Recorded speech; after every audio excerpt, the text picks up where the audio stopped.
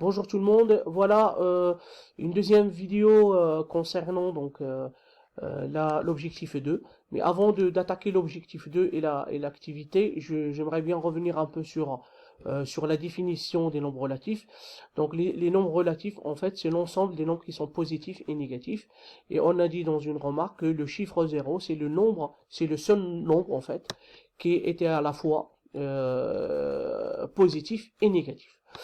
Voilà, donc sur l'objectif 2, donc c'est repérage sur une droite graduée, donc vous avez une frise chronologique et vous avez en fait des dates et des événements, donc on va essayer de répondre à ces questions l'une après l'autre. Donc la première question A, que s'est-il passé en 800? Donc l'année 800, donc on vient directement la lecture sur la frise chronologique. Et d'ailleurs, j'ai vu un peu les copies de tous les élèves qui m'ont rendu leur travail. C'est globalement, c'est positif. Bah, c'était vraiment bien. Les réponses, elles étaient correctes. Donc c'est le couronnement de Charlemagne, c'est très bien. Donc 800. L'an moins 1250.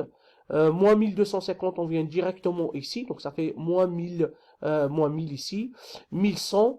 1250 ici, bah, c'est reine de Ramsis II.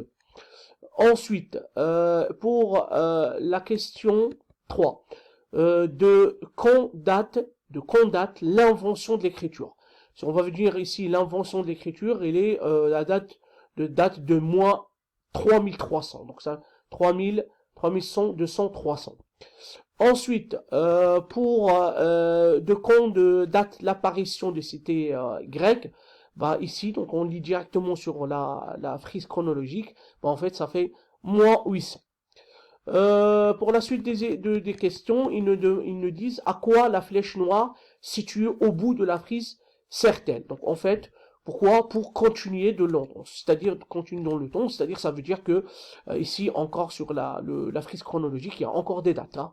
Ben, c'est la continuité dans le temps, donc c'est à l'infini en fait. Hein. La question 3b, quel nombre de références sur cette frise? C'est le zéro. Bah, c'est le zéro, bah, c'est notre nombre de références, parce que c'est lui qui coupe la frise chronologique vers des dates positives et des dates qui sont négatives plutôt. Donc la question C3C, combien d'années chaque petite graduation représente-t-elle? Bah, c'est très bien, tout le monde a trouvé, c'est 100, parce que si tu me prends là ici, donc la petite graduation 100, 200, 300, 400, 500, 600, 700, 800, 900 et 1000. Voilà, c'est pas compliqué. Hein. Donc après, il nous demande de placer ces dates-là. Moi, je les ai placées. Ils sont là. 1000, si on prend 622 Hijri, pardon, Hijir, pardon, exil de Mohammed à Médine. Donc voilà, je l'ai posé ici, 622, parce que 500, 600, c'est entre les deux petites graduations. Ensuite, l'an 1492, la découverte de l'Amérique par Christophe Colomb, donc il est là, donc 1490, donc 1490, bon, il est entre 400 et 500.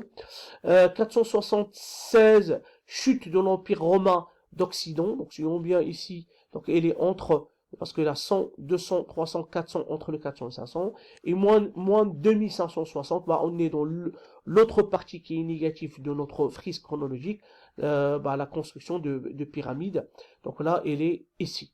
Voilà, donc ça c'est pour, en fait, pour le placement approximatif des dates d'événements qui étaient cités en dessous.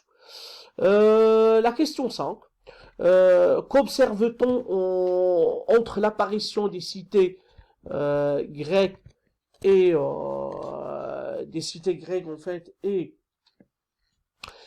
le couronnement donc de Charlemagne? Comment s'appelle-t-on comment t'appelles ces nombres? C'est la même année 800, donc c'est la même année 800. Juste, bah, si on prend, donc c'est 800, donc là on prend, là ça fait de 0, ça fait 800. Et si je prends là, ça fait 800. Donc un moins 800 et l'autre c'est les plus 800.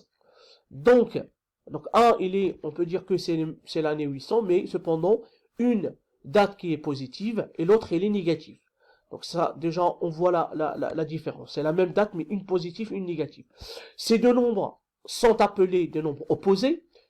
Par exemple, si je prends 400 et moins 400, ça c'est des nombres opposés. Moins 1480 et moins 1400 et 1480, c'est des nombres opposés.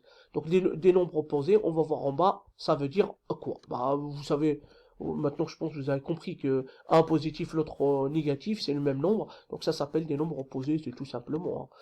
Donc, à recopier dans le cahier des exercices, en fait, ça c'est la synthèse de l'activité qui va te permettre qui va te permettre dans le futur de faire ta carte mentale. Donc, on appelle distance à zéro déjà d'un nombre relatif. C'est le nombre d'unités de longueur sur une droite graduée entre le point correspondant et l'origine. Exemple, 200 et moins 200.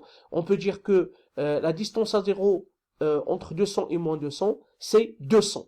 200 est la distance à zéro de 200 et moins 200. Deux nombres relatifs sont opposés s'ils ont la même distance à 0, mais des signes contraires. Si je prends la distance à 0, c'est 200, 200, mais par contre, ils ont des signes différents. Un positif et l'autre négatif. Encore, donc, pour terminer ça, donc rappel, chaque point de repère, parce qu'en fait, on a un repère, ou frise chronologique, on a en fait des abscisses. L'abscisse, par exemple, de B ici, c'est 2. L'abscisse de A, c'est moins 2. Donc ça, c'est très important à connaître. Exemple, sur la droite graduée ci-dessous, donc OA, donc si on prend OA et OB, bah, c'est des nombres opposés déjà. Hein. Deux unités sont opposées parce que 1 il est négatif et l'autre positif. Les points A et B sont tous les deux unités de longueur de l'origine O. Ils ont la même distance à 0. Donc 2 et moins 2 sont des nombres opposés. Voilà. Donc avec ça, on a fait le tour. Pour demain, donc le travail qui reste à faire pour demain, en fait, si l'objectif est 3, donc à rendre sur Pronote comme aujourd'hui, et après je vais vous envoyer comme les deux vidéos précédentes, la correction et quelques consignes pour la suite des cours. Je vous remercie, je vous dis à la prochaine vidéo. Au revoir.